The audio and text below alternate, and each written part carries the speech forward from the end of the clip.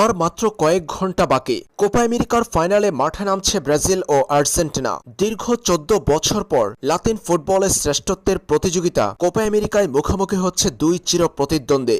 এর আগে 2007 সালের ফাইনালে মাঠে নেমেছিল ব্রাজিল আর্জেন্টিনা। সেই ম্যাচে চির প্রতিদ্বন্দ্বী আর্জেন্টিনাকে 3-0 গোলে হারিয়েছিল ব্রাজিল। এদিকে এবারের কোপা আমেরিকায় গ্রুপ পর্ব থেকে ফাইনাল পর্যন্ত সমান সমান লড়াই করেছে ব্রাজিল আর্জেন্টিনা।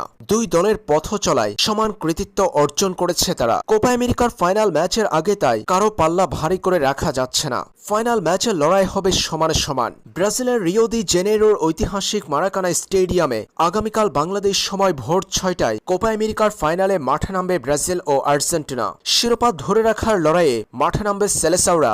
অন্যদিকে আলবিসেলেস্তাদের লড়াই 1993 সালের পর প্রথমবারের মতো শিরোপা জয়। কোপা আমেরিকার ফাইনাল ম্যাচটি ভক্তরা সরাসরি দেখতে পারবে টিভি চ্যানেলে। ব্রাজিল আর্জেন্টিনার ফাইনাল ম্যাচটি সরাসরি সম্প্রচার করবে সনি 6 ও সনি 10-2। কোপা আমেরিকার এবারের আসরের প্রতিটি ম্যাচই সম্প্রচার করেছে সনি পিকচার নেটওয়ার্ক। এদিকে কোপা আমেরিকার ফাইনালের আগ মুহূর্তে ব্রাজিল আর্জেন্টিনা ভক্তরাও পেয়েছে বড় সুখবর। সৌভাগ্যবান 200 জন ভক্ত সরাসরি মাঠে বসেই দেখতে পারবে সুপার ক্লাসিকো ম্যাচটি। ব্রাজিল আর্জেন্টিনার এই ম্যাচ দেখার জন্য 200 জন ভক্তকে দেয়া হবে টিকিট, এমনটাই জানা গেছে কনমেবলের পক্ষ থেকে।